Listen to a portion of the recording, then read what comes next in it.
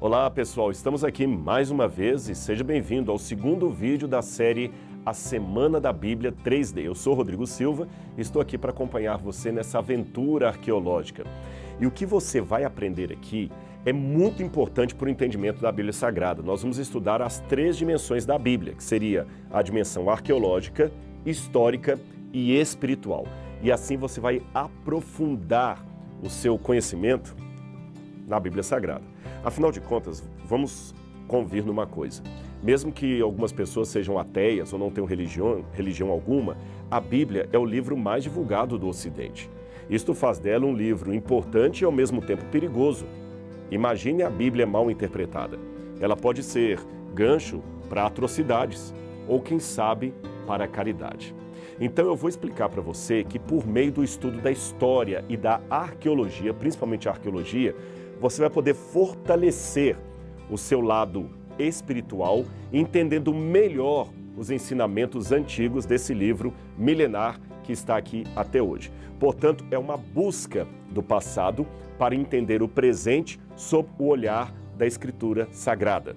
Não é apenas uma curiosidade, que legal, isso aqui significava aquilo. Não, é conhecer o passado para aplicar melhor o texto bíblico aos dias em que vivemos. Mas antes de dar o exemplo do nosso encontro, da nossa aula de hoje, eu gostaria de agradecer muito, gente, do meu coração, a grandiosa participação de vocês, porque tudo isso foi feito para vocês. E eu tenho muitos comentários, vocês estão vendo aí apenas alguns dos muitos comentários que nós recebemos, palavras de incentivo, palavras de gratidão. Olha, isso aqui é um combustível para a gente continuar o nosso trabalho. Eu até brinco que testemunhos como estes que você está apresentando são, de certa forma, o meu 14º salário. Muito melhor, talvez, do que os anteriores, porque estimula.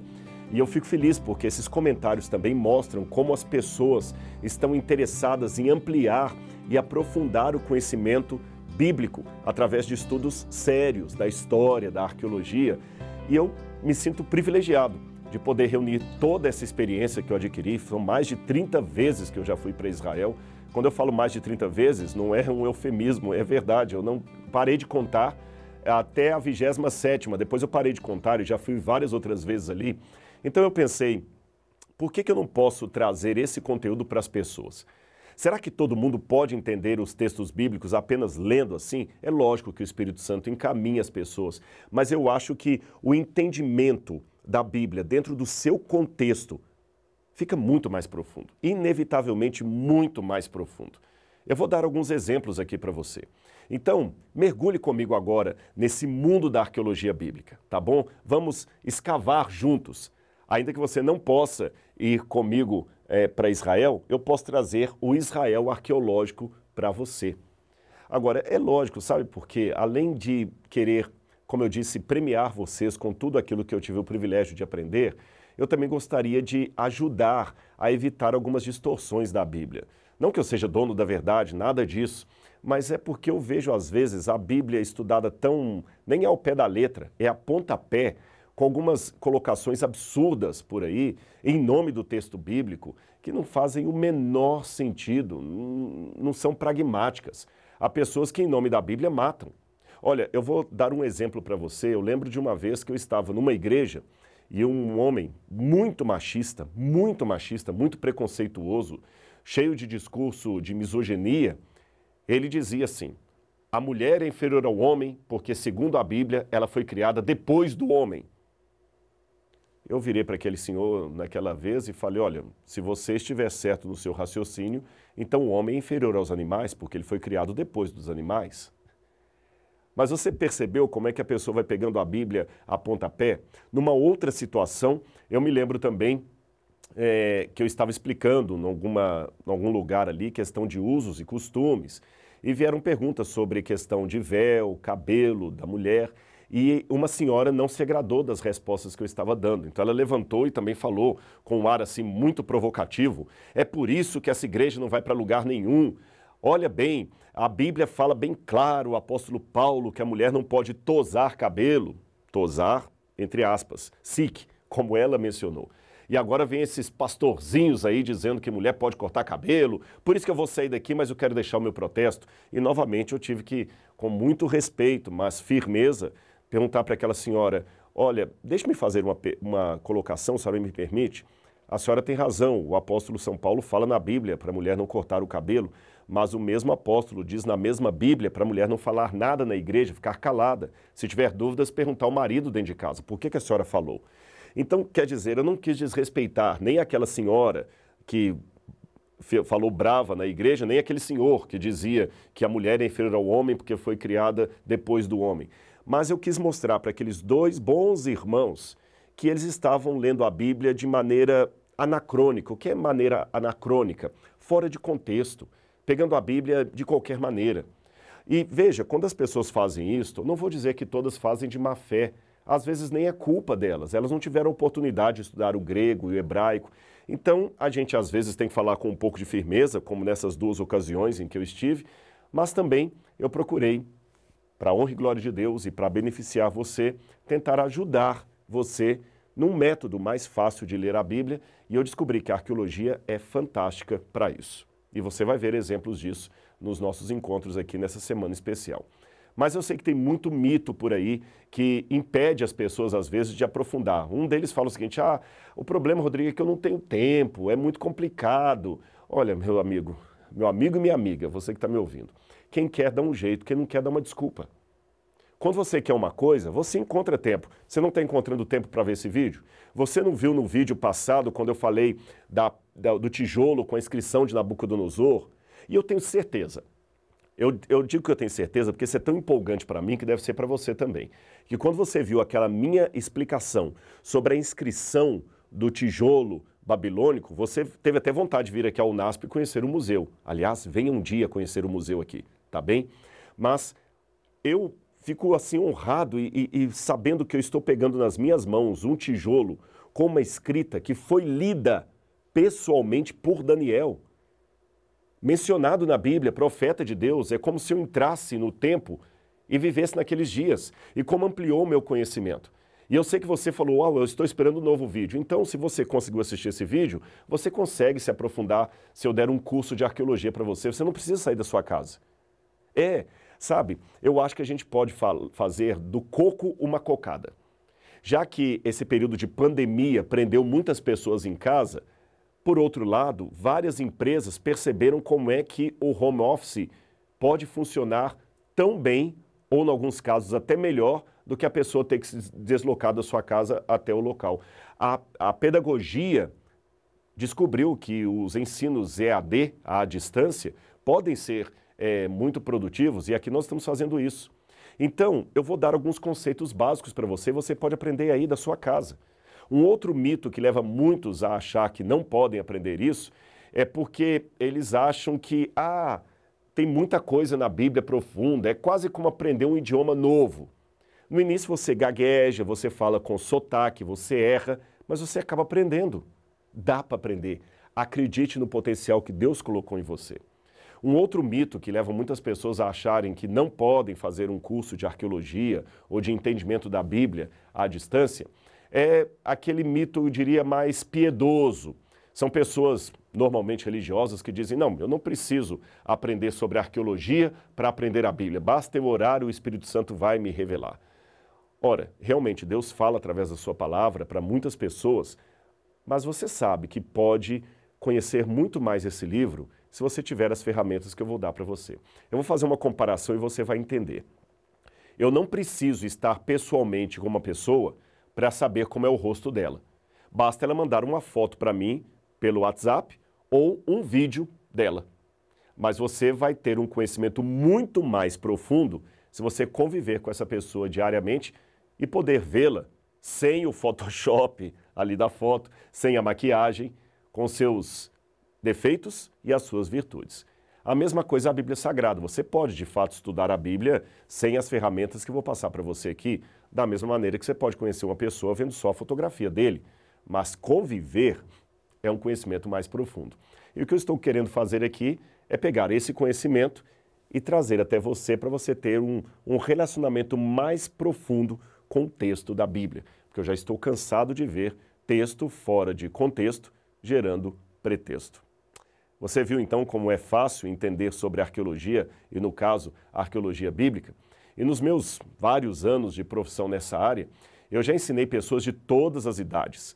Aliás, eu fico impressionado como é que essa temática tem atraído tanto juvenis. Às vezes eu vou num lugar e vem um pai, olha, meu filho assiste o seu programa na televisão, 8 anos de idade, pessoas de mais idade, pessoas idosas, ou também pessoas cultas e pessoas incultas.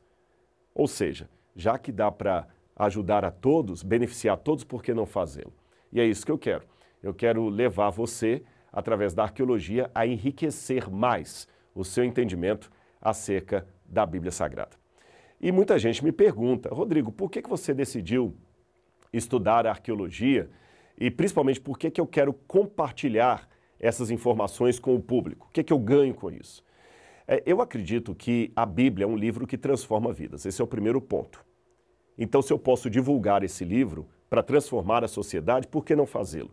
Se eu posso ajudar esse livro a ficar mais fácil para as pessoas digerirem o seu conteúdo e aplicarem na atualidade, por que não fazê-lo? Então, com o passar dos anos, muitas idas a Israel, lecionando na universidade, eu fui aprimorando a forma de usar a arqueologia não só para confirmar a historicidade da Bíblia, mas para interpretar o texto bíblico à luz dos achados arqueológicos. E muitas pessoas sempre me pediram, e principalmente agora que eu trabalho também com um programa de televisão, como é que eu poderia passar esse contato, esse conteúdo para eles. Muitas pessoas falam assim, eu gostaria de ter um contato com você, passar um tempo batendo papo com você, como é que eu faço isso? E, gente, seria desumano ou sobre-humano eu tentar, assim, atender a todos. Então, conversando com uma equipe muito especializada que me ajudou a formatar esse conteúdo aqui para vocês, eu percebi que nós podemos, através das redes sociais, através de ferramentas ou de iniciativas como esta, fazer o conhecimento chegar ao maior número de pessoas possível, inclusive você. Agora, é lógico que eu não posso passar todo o conteúdo de forma organizada, aprofundada, em apenas uma semana. Seria necessário mais tempo, muito mais do que uma semana.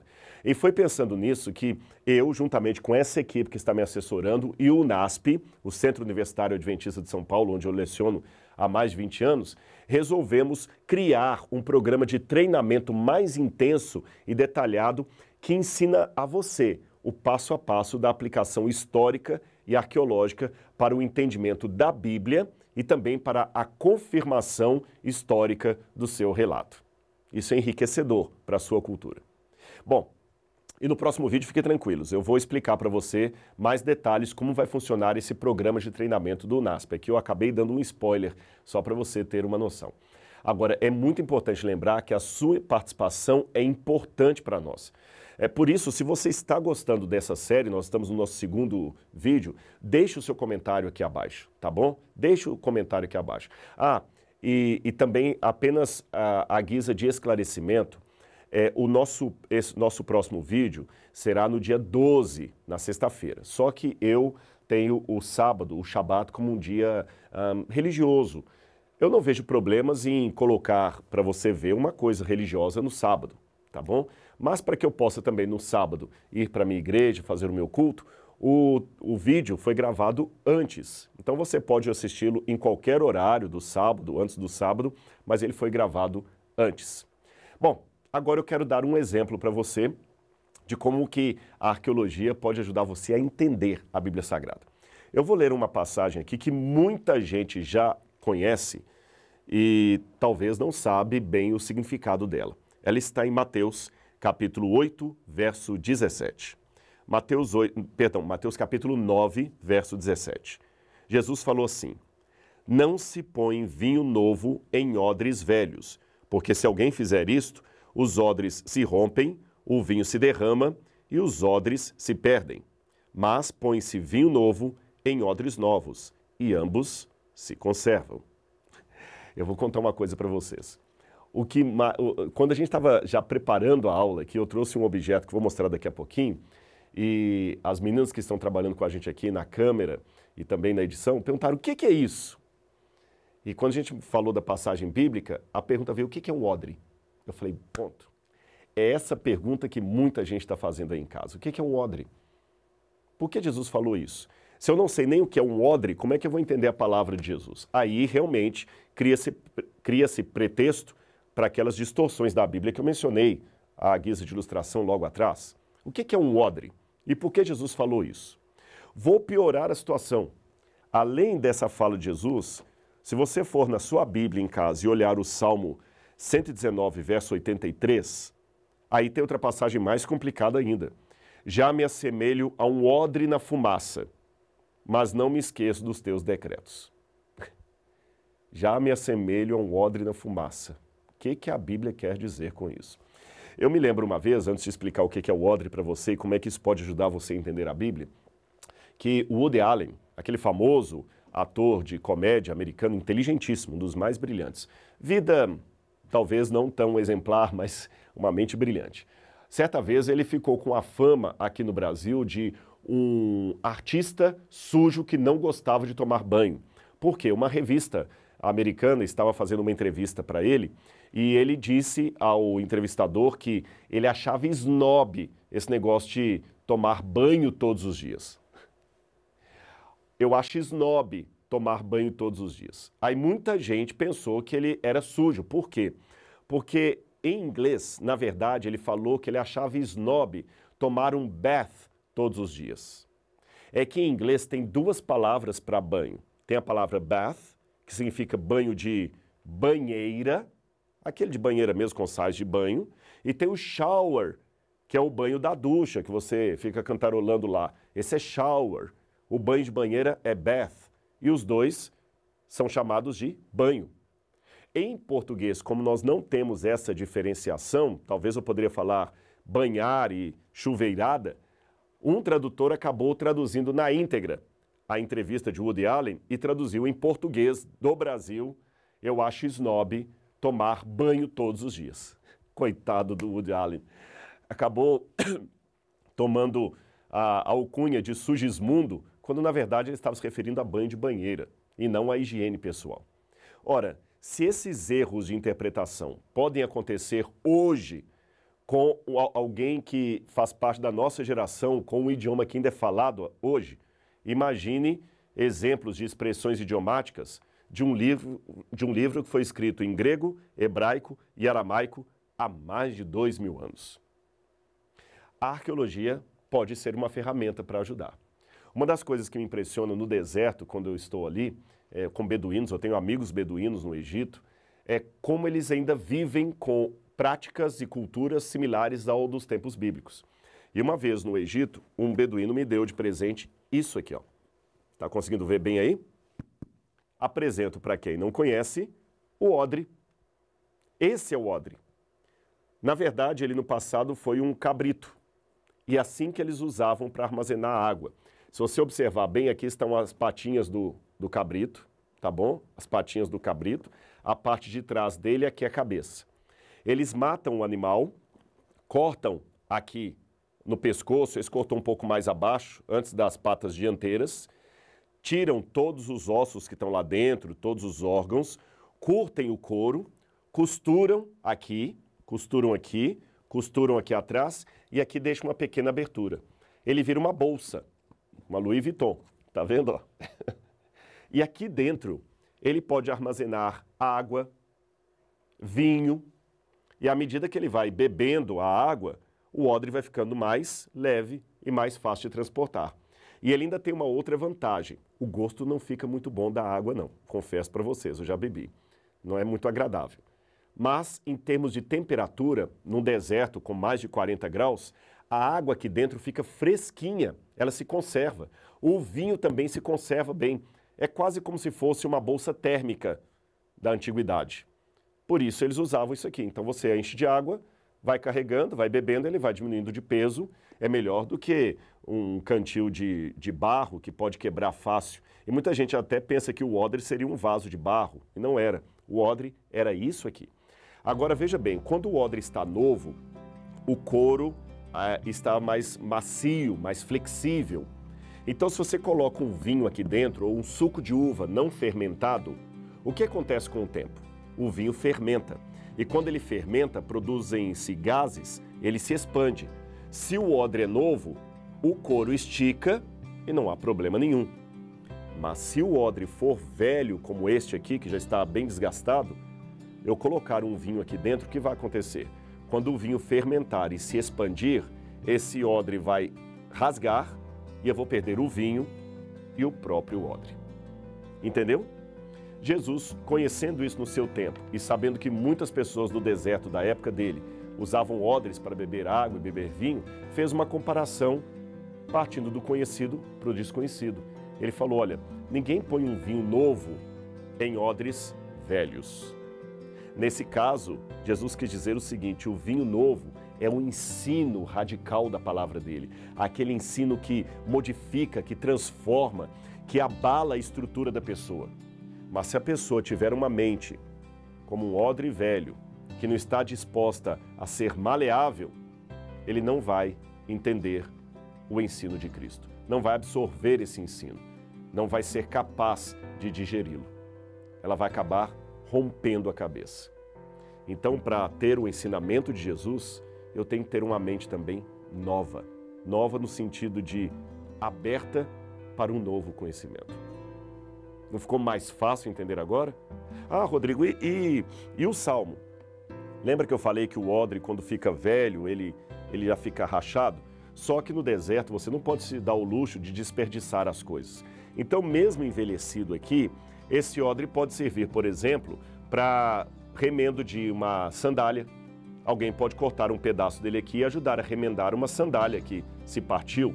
Então, o que eles faziam? Odres velhos eram pendurados no alto, assim, das barracas dos beduínos, das tendas, eles penduravam ali, e você, às vezes, acendia na porta da barraca fogo para esquentar os que estavam na casa na época do frio. Sim, no deserto, na época do inverno, faz frio à noite. E até para espantar animais que poderiam vir ali. E aquele odre ficava pegando toda aquela fumaça. Um odre velho, que aparentemente não servia para mais nada. O salmista escreveu, eu já me sinto como um odre na fumaça. Quer dizer, alguém que já está velho. Alguém que já está colocado de escanteio. Mas ainda assim, Senhor, eu não me esqueço dos teus decretos, das tuas promessas, da tua lei. Uma das coisas que mais me incentiva e alegra quando eu vou com grupos para Israel é quando eu explico coisas como eu estou explicando aqui e eu vejo alguns que já conheciam anteriormente o texto bíblico falando assim, ah, então é por isso. Alguns até se adiantam ao texto, quando eu dou a explicação da cultura, então é por isso. E eu posso até assim, pela fé, imaginar que muitos de vocês estão falando assim, Rodrigo, agora caiu a escama dos meus olhos, agora eu estou entendendo o texto bíblico. Então é isso aí, meus amigos. É esse conhecimento que eu quero passar para você. Tá bem? Está gostando? Mas hoje eu tenho que ficar por aqui, porque o nosso tempo já esgotou. Mas fique atento que a gente ainda terá mais um encontro e eu prometo, já, no próximo encontro, eu explico para você melhor alguns detalhes e depois lá na frente como é que será esse programa, esse curso do NASP aí de treinamento sobre a Bíblia Sagrada. Então um grande abraço e até o nosso próximo vídeo.